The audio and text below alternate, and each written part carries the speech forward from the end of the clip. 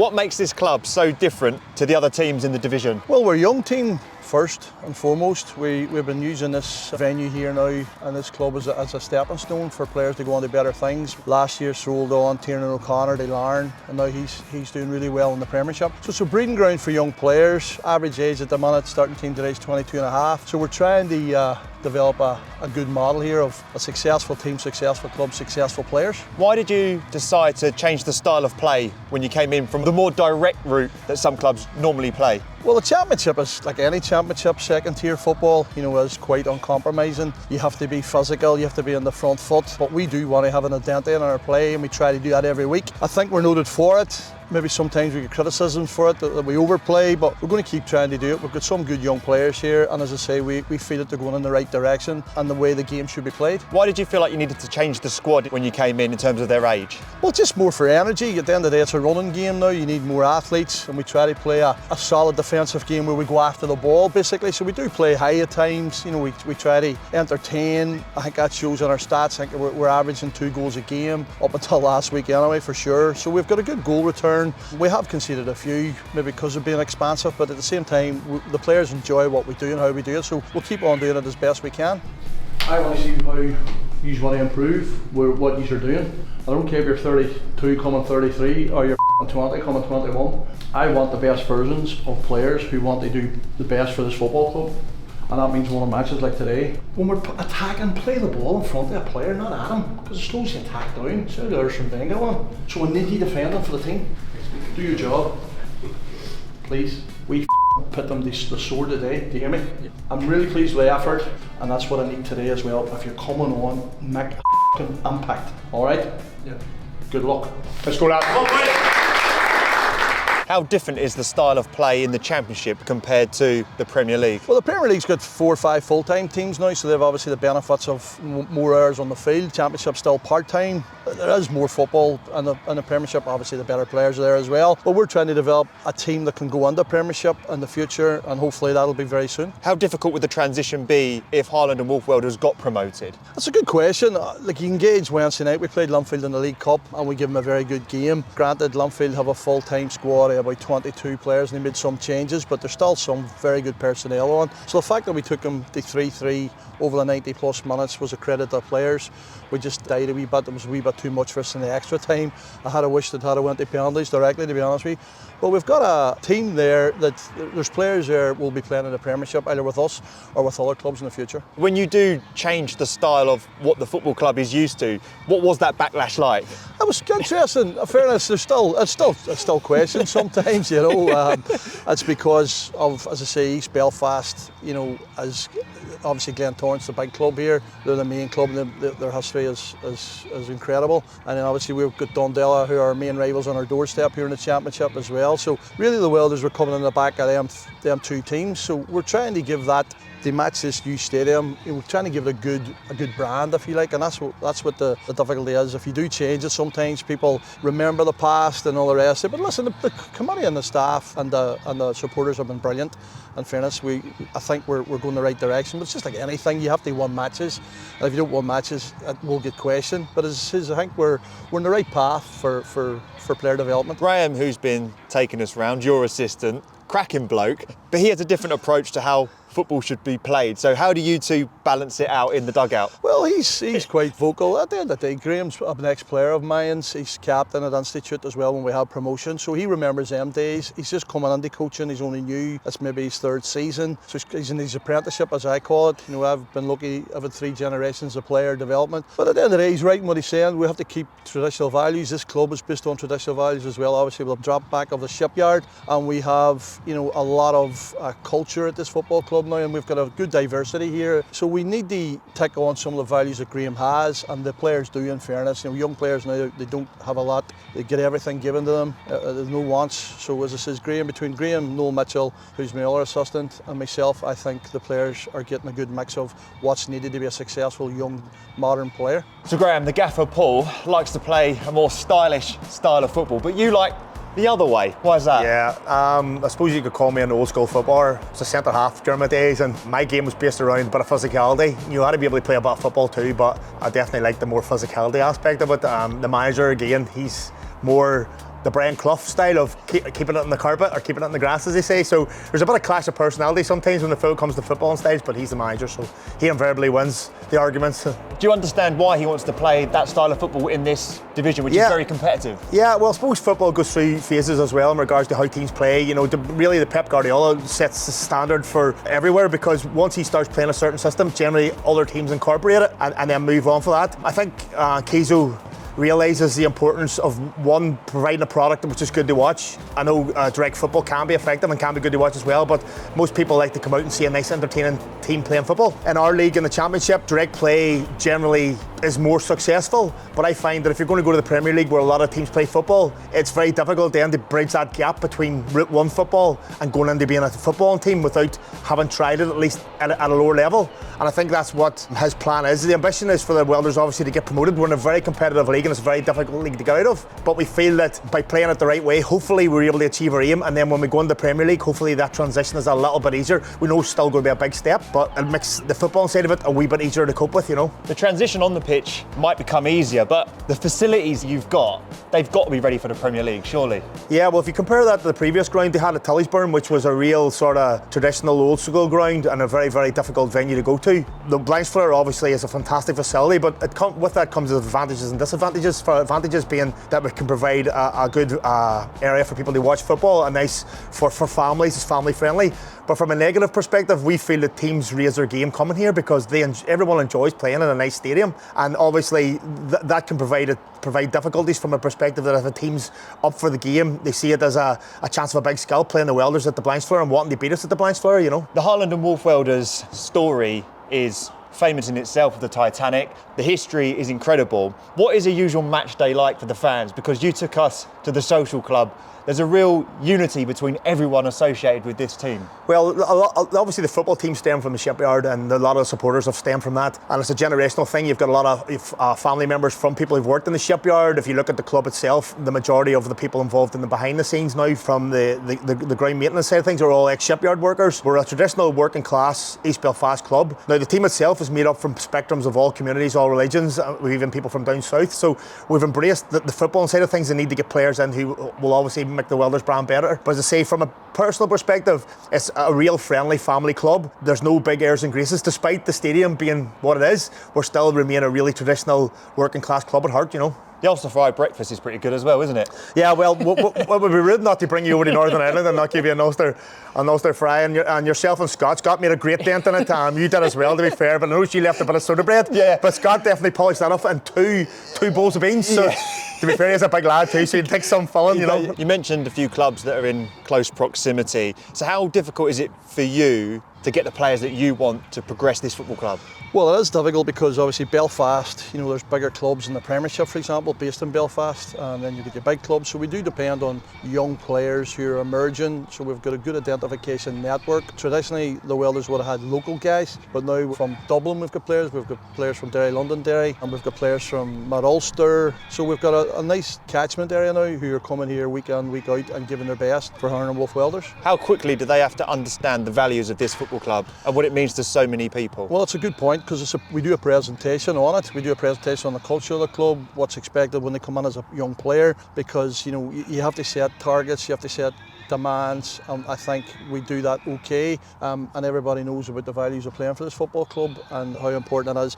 And more importantly, as I say, the status it's here now with the stadium, it's really waiting for Premiership, but we have to win football matches to do that, and hopefully that can start today against Loughgall. Kesey has a track record of developing young footballers, having played a key role in the rise of Liverpool right-back Conor Bradley, who was part of the Maiden City Academy. Conor was in the club for 2.5 years when he was 12 to 14 and a half, and then obviously Liverpool had identified him as a potential player at that point, and he was always an outstanding young player. Funny, in them days he played up the pitch, he was an attacker, and he was very quick, very dynamic, but he always had that wee bit of class about him in terms of and I think that's coming out now, that personality. You know, not only is he a good football player, but his personality was outstanding. Credit to him, he's achieved well, and obviously one of the best fullbacks now in world football. How difficult is it for a young player to get picked up by a team in England nowadays? I could still listen, you have to have the whole package now, not just the ability.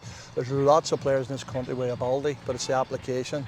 being a football player and the mentality. You know, can they step up? And getting that chance is important. You know, and obviously here, coming to a club like this, it gives them a springboard to do that. It's a physical league, and then obviously the next step for some of them young players will be getting the Premiership here, and then the next step for that is trying to get into full-time football. You know, League One, Championship, which some of them have done, but it is a good springboard. There is players in this country I feel who are good enough. It's just getting the opportunity. One player who did take that opportunity is Ewan O'Kane, another player coached by Keezy. He made the trip across the channel to sign for Everton as a youngster, but how did he find playing football in another country? Definitely the physical aspect of it is tough, but I think you just have to go there. You know, I know that there's a lot of good stuff happening here now that wasn't when I was around. The JD Academy, you know, kind of has them full time from, I think it's 15, which is sort of a stepping stone for people. But yeah, it's difficult, and I always say to people, if you're going to go to England from here, like, you have to go with the attitude of, well, if I want to be a professional football player, I have to be there. It's obviously changed a little bit again now in that you can be a professional here, but like, I think we're all striving to be on that side of the channel, and you know, there's lots of people that haven't.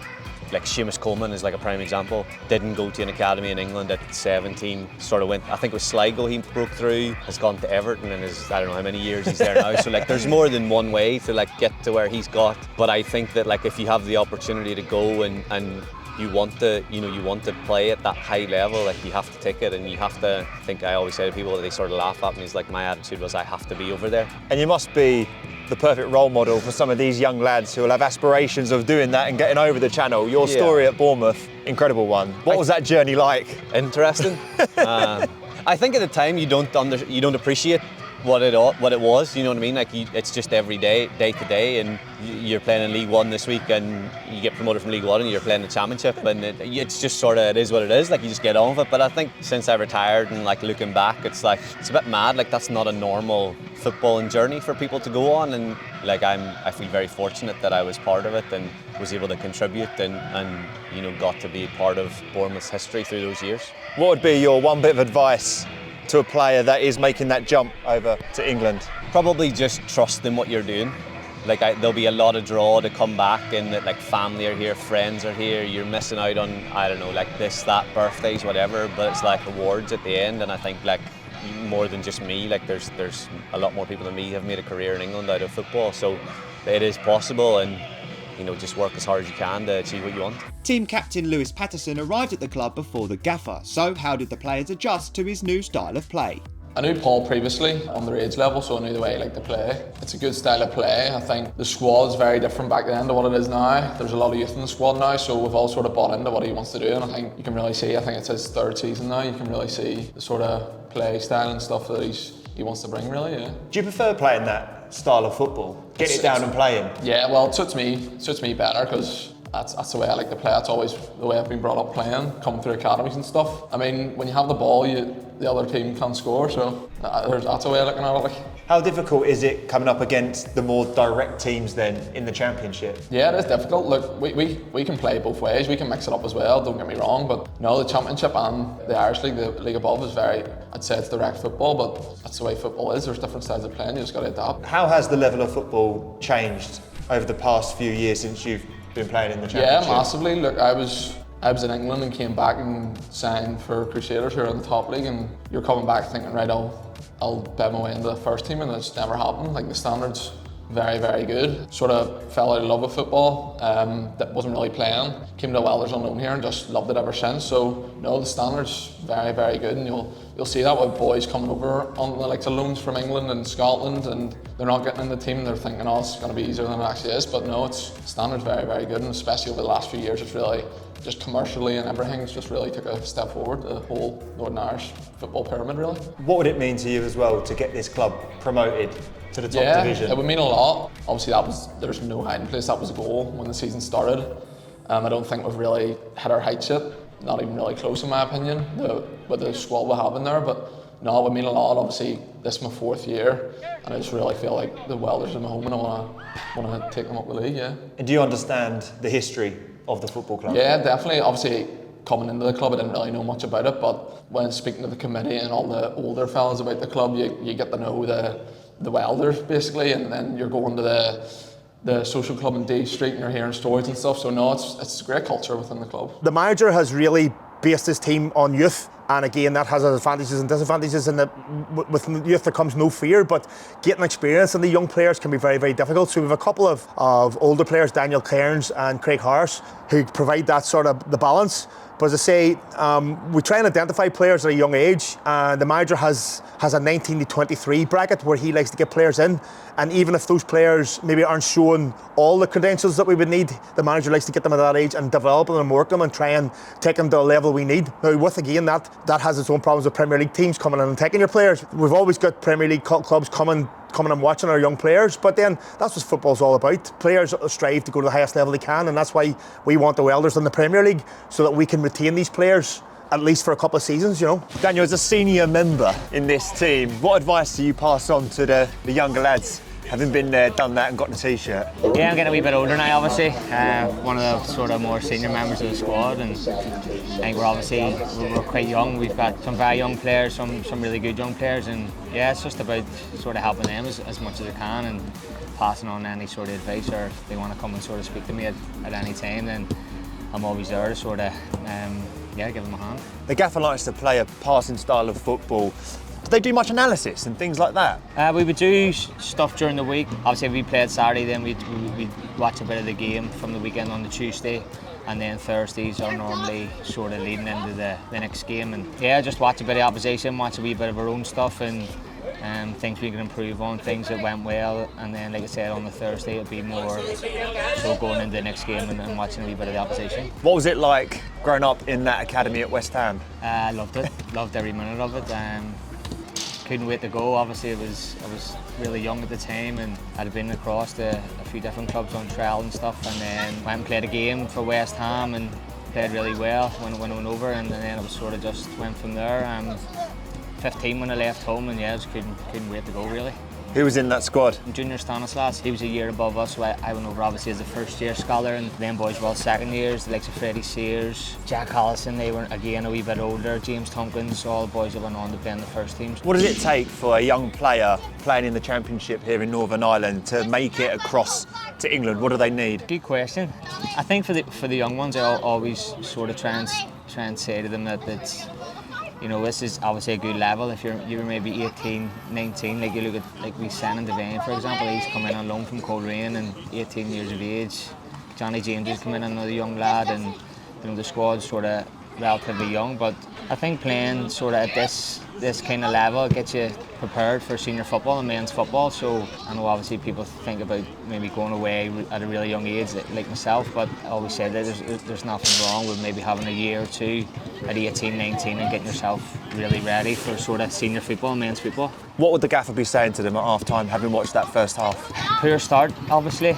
Very sloppy goal, you can see. I thought that the boys done well to come back into it, and then I think he'd be saying just keep it going, more of the same. Try and maybe get a few more passes in, be a wee bit more sort of creative in around the final third, and hopefully we can get another one and then push on again. How do you bring a new set of fans in? You've got some that are associated with the Shipyard, but how do you get the younger generation to come to Harland and Wolf Welders instead of someone like the Glens? I think it's tapping into the local area, tapping into schools, youth clubs. It used to be a big thing where I remember even in my day of playing that the clubs would have been down to local schools and gave out tickets, but then the problem being that when you give out tickets to the kids, the parents still have to pay in, and I think initially you have to try and attract these people in. So I'm all for getting people in, even if it's at the start, it's a lower cost. But if you can get a couple of those people identified with the Welders, buying into the Welders brand, and then they bring their friends. We've a few young lads now that you'll see them in the game today who come and follow the club, who come with their friends and watch the game, So we're hopeful that as we build the Welders brand and we sell the stadium and we sell the football, and people come, for example, the game in Wednesday night, we played Linfield, we drew 3 each normal time and we beat next time. But where do you pay £10 and go and watch a game and get 9 goals? But that's, for me, is a beauty of football. Is there a bit more exposure in the Championship and these divisions now than there were maybe 5-10 years ago? I think so. There's more media around it, more social media. Obviously, you guys being here today as well helps. Obviously, we want to try and promote the club as best we can in a local sense, but also in a UK Ireland base, because there's a good brand project here. Obviously, with the history of the Shipyard as well, and Titanic being built there. So we want to really kicked the football club on. The Championship has got a more competitive, better league, but there's another 4 or 5 clubs who'll tell you the same. They're all looking for that. There's only one team gets promoted and the second team goes on the relegation promotion battle, so that's them top 2 places. There's 3 or 4 clubs really well equipped, and as you say, the Championship has got a better league now in the last number of years. What do you think young players can learn the most playing at this level? Just how to play the game. We've taken, like for example, young Shannon Devine from Korean. Korean's top of the Premiership at the minute, 18 years of age, and I says to Rory Higgins, our manager, look, we'll do our best to make him better, and I think that's happening for him. The kid's been an absolute dream to work with. He's a fantastic player, so much so that Rory's on asking about him there the other day and about the potential about him coming back at Christmas time because we have a call back on him, but he fits our profile. We give him a ball, he wants to be creative, we give him that licence, he'll make the odd mistake as young players do, but we support him and we give him all what he needs to be the player that he wants to be. What is the future for Holland and Wolf Welders FC? How do you see it playing out? Obviously, we need to get to the promised land of the Premier League. That's our ultimate ambition. I think from a playing perspective, we need to just keep building the team the way we have, keep believing in the approach that we have in regards to playing young players and trying to play football the right way. And hopefully then, through the hard work of behind the scenes people, the supporters, the players and the coaching staff, we can achieve that aim, which would be brilliant for a club. The Welders have never been in the top league in Northern Ireland, and what a story it would be for the club to be playing on that level with this facility.